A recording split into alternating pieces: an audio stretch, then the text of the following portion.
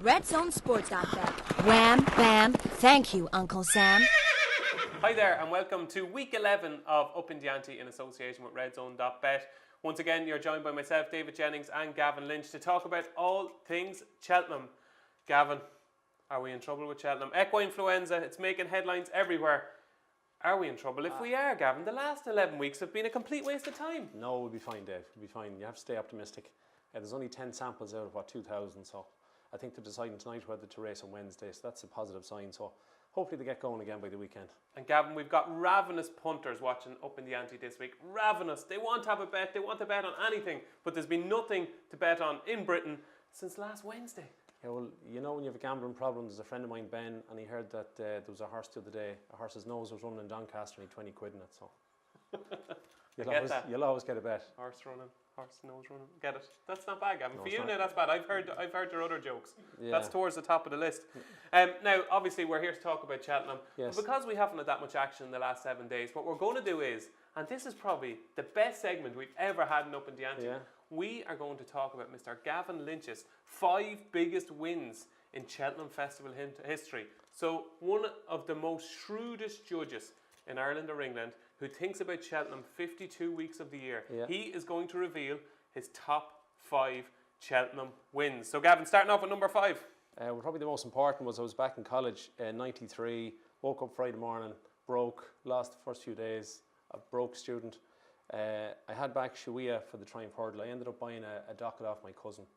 He had it backed and I gave him more than what he paid for it. So I think I won like $1,000 or $1,500 when Shawia, Charlie Swan won when you were in college? Hurdle. Yeah, and I swear to God it was like $1 million. Was it? Yeah. Did you want to celebrate? Can't remember, but no, it was great. So that was a huge. And did Shawia win easy? No, it was only I think around a half a length. Charlie Swan, who I don't know if people remember him, but he was an amazing jockey. You don't know if people remember Charlie Swan? Of course they remember Charlie Swan. You would, but some of the younger ones might. But just at Cheltenham, Charlie was unbeatable. Charlie, if you're watching, you're not that old. Okay, number 4, Gavin. I'll go back in focus in 2013. Remember that? He looked beaten. He looked, I'd say he traded 50s on the run in. But I just, a month beforehand, I remember that I checked that Willie had won the 4 miler rather twice in the 80s, trained by his dad Paddy. And this horse was favourite for the RSA, and I just thought that they'd switch it to try and get Patrick a winner in this race. And I think it was 8-1 a month beforehand. It was 9-4 or something for the RSA. So I backed back and focused to win the 4 miler. Okay, so you won just over $1,000 or 1,500 on Shawia back when you were only a Gosson. A Gosson, yeah. What was the figures for back and focus? Can't remember. Don't know. Roughly? Don't know, maybe 10 or something. 10,000 on back and focus, winning the National Hunt Chase in 2013. Number 3. Probably the best year was Limini and Ivanovic Gorbatov. The two of them were a lot of bets there back in 2016. If Min had won, it would have been a retirement job. But you wouldn't be here now. No. Limini and Ivanovic Gorbatov. That was a great year because I had the two of them in a number of bets. Okay. No, it doesn't matter. It doesn't matter. Go on. Viewers are wondering, Gavin. Come on. Okay, well, you can say over or under. Over or under 25,000. A little bit over. Now, next. Number 2. Number 2 will go for Quevega. I remember being at a Cheltenham preview night in the Woodlands Hotel in Waterford, which is a great night every year. And I remember the last thing that Noel Cummins was there on the panel, and he said that... Gentleman. Yeah, lovely man. And his nap at the meeting, he said, just going back Quevega, which we weren't really Quevega. Had you ever heard of her? No, I think she'd won a maiden hurdle previous to that or whatever. But she was going in the mare's hurdle, and he said back her. And I remember going outside the hotel on the phone. There was no internet on your phone that day. That time it was 2009, so... I remember ringing bookmakers at midnight back in the horse at 6-1. In 2009? Yeah. It wasn't 1969. Well, I didn't have a smartphone anyway. So Quevega winning the mare's hurdle, you backed her at 6-1? Yeah. And she went off? I think she went off 2-1, but that was the first year she won. So you bowled it up? Yeah. Okay, we go over under 15,000? No, less. Okay, but it was just the price. Yeah, it was just, I remember coming out of the Woodlands Hotel back in at midnight. Okay, yeah. There was a memory to remember? Yeah. A memory to remember. I got my words jumbled up there. Okay, and Gavin, what everybody wants to know is your favourite, your most profitable ever Cheltenham moment, and it came in 2004. Yeah, my brother and 2 pals, the late John Fallon and his son Tom, they owned Rule Supreme. My late father had picked them up in the sales, and we have Gavin here. Yeah. If you can just see this orange tricolour, this orange part of the tricolour. You can see Gavin's front set of teeth and his bottom teeth. You can't see his eyes, but there is Mr. Gavin Lynch. There's your brother John. Yeah. There's the late John Fallon. He was few one of the familiar owners. faces. We've got Patrick Mullins in a Yeah. nice Aaron jumper. Yeah. Obviously leading the horse in as well. And Norman Williamson there in the background. Davy Condon there, yeah. What a moment. Gavin, Yeah, tell us so- about Rule Supreme. Actually, he was a fantastic horse to have, and I remember he was running in the Feltham on the 26th of December. So on Christmas Day, there was a new thing out then called Betfair, and I had an account and Never I looked heard in. Yeah, never did much after. And I first bet was a tenner at 120 to win the RSA, because if he ran well in the Feltham, do you know what I mean? So, Okay. but So keep going. Tell us more. yeah, should we just back it, because you know when you're involved, it makes a difference. And I remember we were flying over that day on the plane, myself and Anne-Marie, and she said to me, "Will he definitely win?" Anne-Marie is Gavin's wife, by the way. So she said, "Will he definitely win?" And I said, "Like, he's a terrible jumper. He's 25 to 1. He'd be very lucky to finish." And she said, "Well, she told everybody in Mayo to back it." So The whole of Mayo were on Rule Supreme. some of them anyway, yeah. And tell me, I'm going to go over here because this is very important. How much was it worth to you? 70 grand. No, it wasn't. Don't mind them. 70 grand. But anyway, it's not all about money, but it was very emotional to. Okay, so there. Gavin's number one Cheltenham Festival moment. It was Rule Supreme winning the RSA in 2004. Now, Gavin has been a busy boy. There's been very little racing. Yes. And Gavin has been a busy boy. He's been going through all sorts of stats for the Cheltenham Festival, and he's gone through each and every race at the last 6 Cheltenham Festivals. Yeah. How are you married? Do you don't talk know. to your wife? Just- Do you play with your kids? Do you mind your dog? Do you just literally do all things Cheltenham? And I play golf with you once a week. You do indeed. Okay, so he's went through all the stats for the last 6 Cheltenham Festivals, and he's come up with the 5 best stats for Upping the Ante viewers. Yeah, now these are just for the non-handicaps. Next Okay. week, I've got some really good stats. I'm halfway through it for the handicaps. Okay, so it's a series.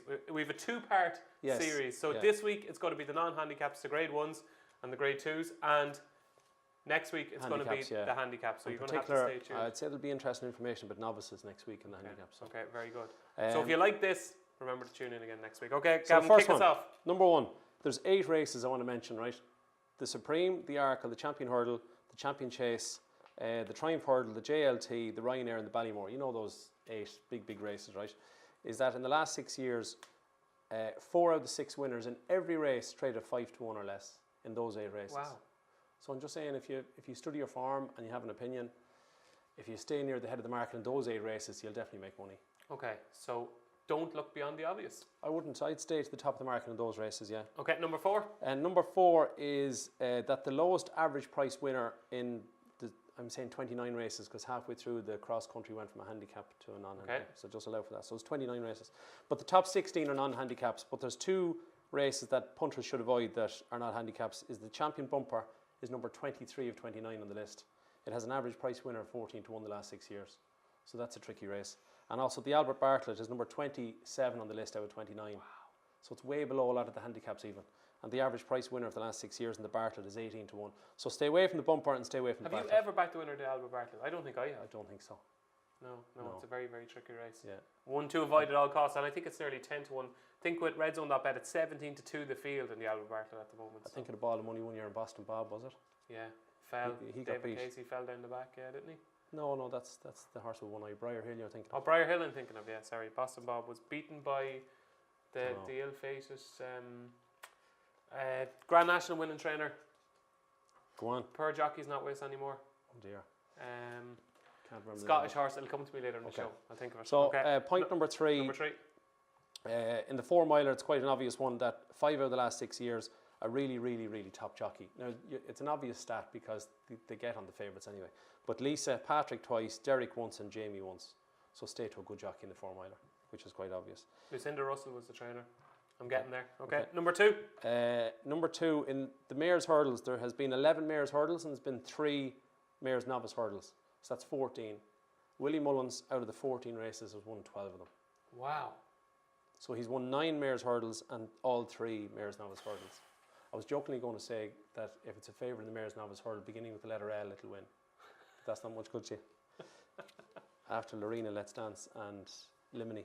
Yeah. And the last one here is, the 5th one is, don't go above the age of 6 for novice hurdles at the shorter trips. It's interesting, right? Say that again? So in the Supreme, all the last 6 winners for the Supreme and the Ballymore are 5 or 6. Yes. Okay, years old. In the Bartlett, it actually doesn't matter what age you are. 5, 6, 7 or 8, doesn't matter. Similarly, over fences with the Arkle and the JLT, they're always 6 or 7. The RSA, they're always 6 or 7. The last one to be an 8-year-old was Might Bite, who's a bit of a freak. So in those, stick to the 6, to the 7 and under. But in the 4 miler, it actually doesn't matter what age you are, 6, 7, 8, 9, 10. Okay. So in the Bartlett, which is an extreme distance, and again the 4 miler, but in the shorter ones, it does make a big difference. Okay. So there's ages to be, when you're going through each and every one of the races, just keep an eye on the ages, because it is very important. And those stats, you've gone through them. They do ring through. Yeah, they certainly do. Okay, so there is Gavin's top 5 stats. Don't forget to stay tuned next week, where Gavin is going to go through his top 5 stats in the handicaps, and you've got some real pearls in there. Yeah, there is. Okay, so don't miss it. So Gavin, the last 7 days, we haven't seen much in England, but there has been some interesting stuff in Ireland. Yeah, there's a few bits kept just the show on the road.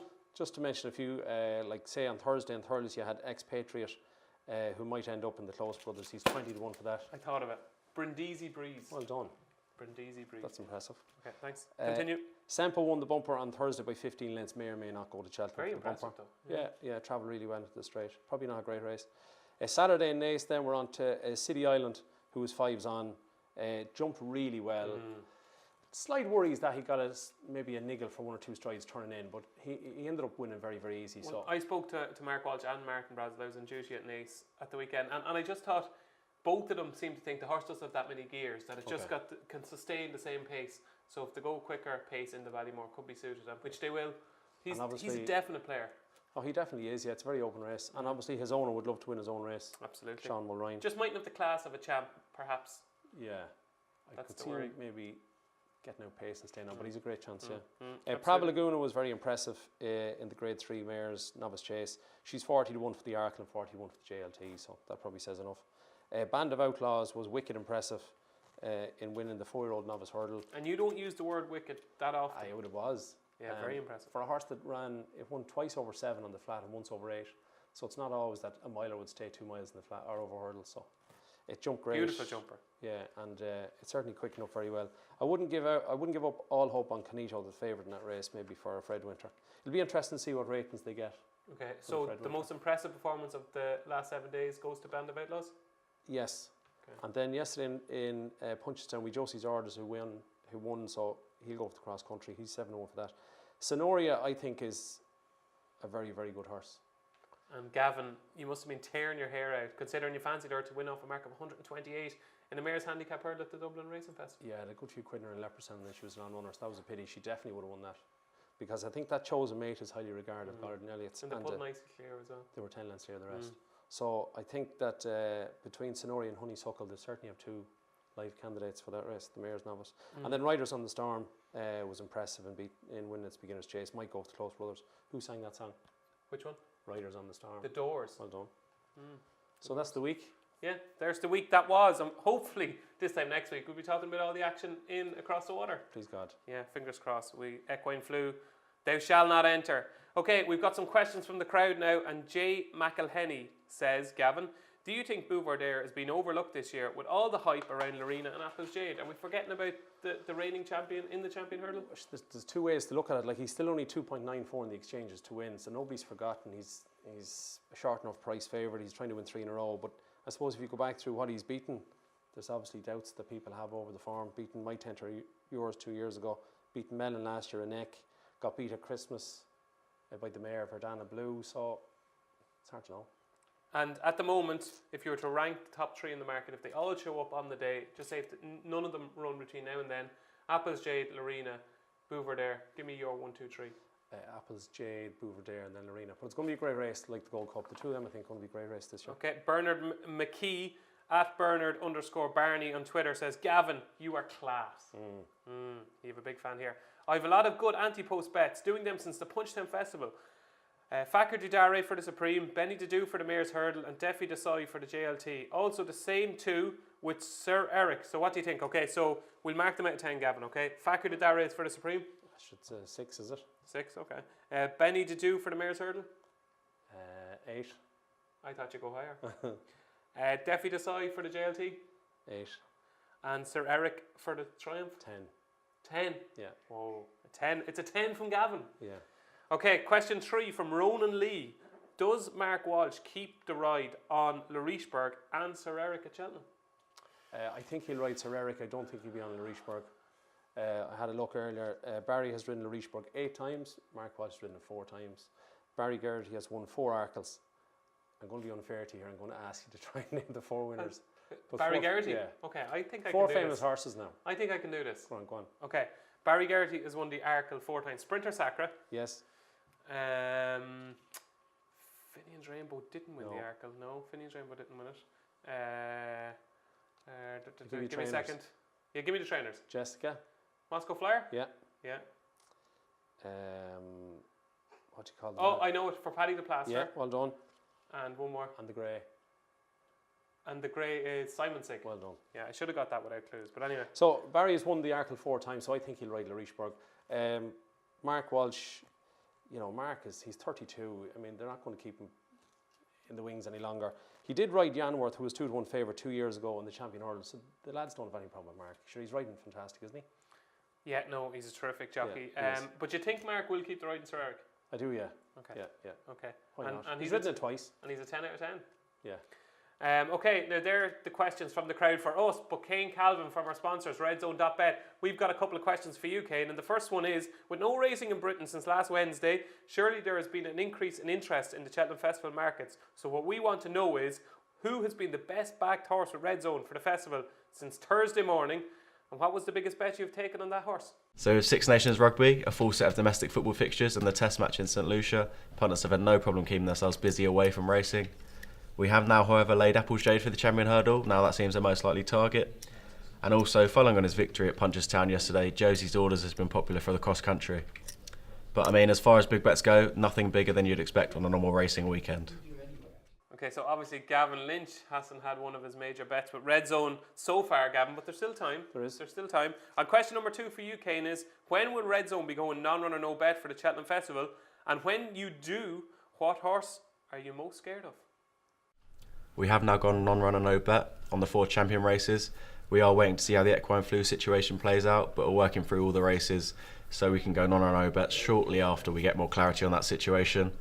It's generally the horses with uncertain targets and multiple entries that worry us. Lorena is a real problem horse for us, and we're particularly concerned about novices and handicappers from the big stables, really. Well, Gavin, I've got one for a handicap later in the show. Okay. Yeah, later in the show. I certainly have. And obviously Lorena. Right now, do you think she'll go for the Champion Hurdle or the Mares? I'd say she'll go Champion, yeah. Really, yeah. Yeah. Willie likes to have a contender in the big race. He certainly does. So now it's time for the most important part of the show. It is our anti-post selections for the 2019 Cheltenham Festival. This is week 11. We're building up a big stock of anti-post selections. And Gavin, we've got 2, we 3 last week. We have 2 this week. So you're getting a good portfolio but as we going. said, like last week, 24 of the 28 winners had ran by now their last race. So now it's time to get on with it. Don't be faffing. Don't be faffing, no. Okay, so you've got 2 this week. They're both trained in Ireland. We're going to kick off with the RSA Chase. Yes. What are you going to tip, Gavin? Happy head new. I just want to get Delta Work on the team. This is like picking your Ryder Cup team. I just want to make sure that when Delta Work wins the RSA that I don't regret Gavin, not picking it. Did somebody on this show already tip Delta Work? Yeah, I don't know who it was. What price did they tip it up? Well, there's 2 of us on the show. One of them is you, and it wasn't you, so that narrows it down a little bit. Who do you think it was? Was it you, was it? It was a 12-1 for the RSA Chase, and now Gavin, the Cheltenham expert, is tipping it at 4-1. Yeah. Where have you been for the last 3 months? I just didn't want to tip it too close to when you did. I thought when they went to the Drinmore that Larichburg would beat it, because I thought 2.5 was too short for it. And even though it made a mistake in the last and lost its irons, it still had the gears to beat Larichburg. And make no mistake, Larichburg did stay that day. Yeah. Because it had won over 2.5 previous. But Delta Work jumped brilliantly that day. Delta Work. Yeah. No, it jumps really well. So it won the Pertemps, loves Cheltenham, it handles softer ground. It was only beaten a neck in the Grade 1 in Punchestown.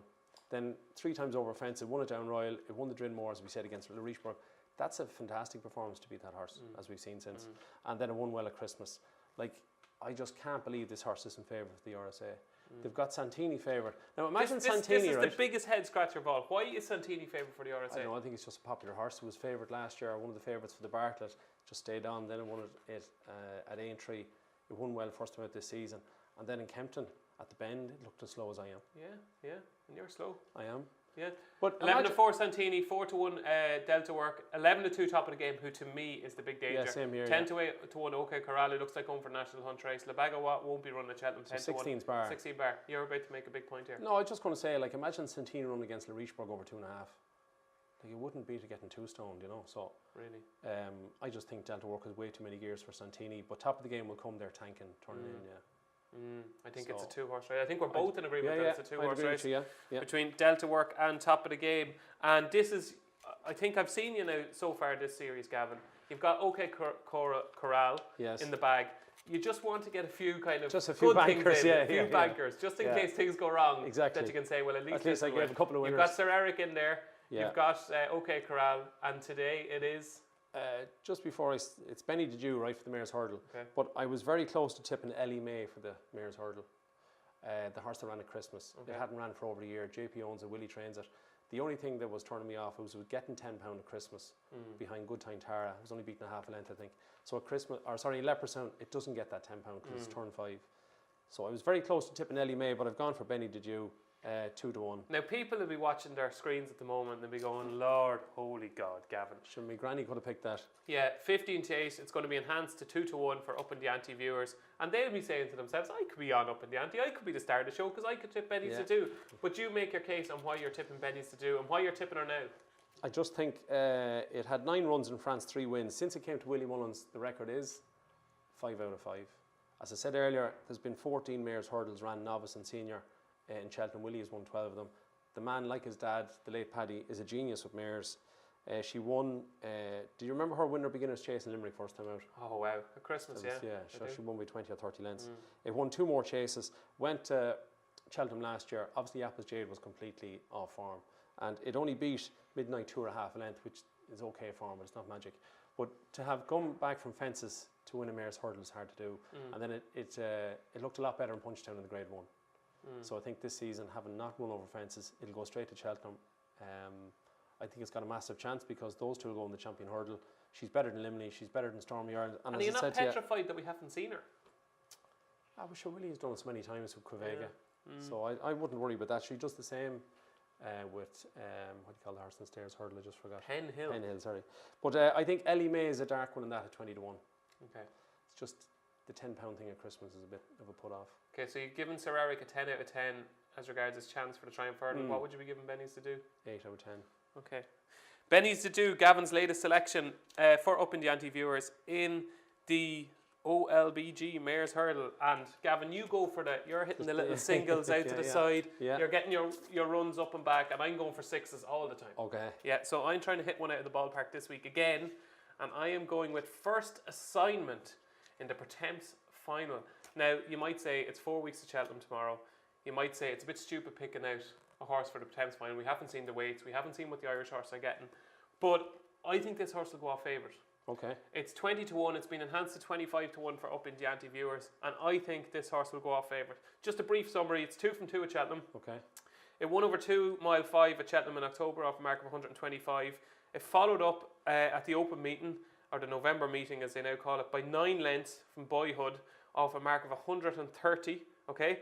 Then it ran 7 days later, and the trainer was anxious to state that basically he's really worried that this horse probably needs a bit of time between its races, but it was so well in that it had to run the following week in the race at Haydock. It finished 3rd to a horse called Paisley Park. Have you ever heard of him? Paisley Park, no. Paisley Park ran in that, what used to be called the fixed brush hurdle at Haydock, ran in that race off a mark of 147, just about won, got up on the line. Okay. It's now rated 168, so it's £19 higher now. Shades of Midnight, who was just second, there was 3 of them basically in a line with about 50 yards to go. Shades of Midnight won a novice chase next time by 10 lengths. And First Assignment travelled like the winner for most of that way, I thought. Then he ran the Pertemps qualifier earlier on this season, earlier on in 2019, in January, in Warwick. It was 3rd to Keeper Hill. I thought that was a real kind of eye-opener. It had to be in the first 5 or 6. Had to finish in the first couple. Finished 3rd. Thought it was a lovely run. It's now rated 142, okay? So I think there's plenty of scope for improvement off that mark. If you remember, that, doesn't it? Yeah, if you remember, 142 will definitely get you in. If you remember, it won off 130 in November. It bolted up by 9 lengths. It could have won by 19 lengths. It's only £12 higher now. Okay. I think this horse is plenty tougher. Remember the name. First Assignment, Gavin. Okay. So there you go, folks. That is week 11 of Up in the Ante in association with RedZone.bet. Hopefully next week, Gavin, we'll be back English racing. We'll be looking forward to Cheltenham. We'll have smiles on our face and everything will be good in the world. He's got it. 4 weeks tomorrow. 4 weeks tomorrow. Yeah. You've been watching Up in the Ante. I've been David Jennings. He's been Gavin Lynch. Join us next week. RedZone Sports.bet. Wham, bam. Thank you, Uncle Sam.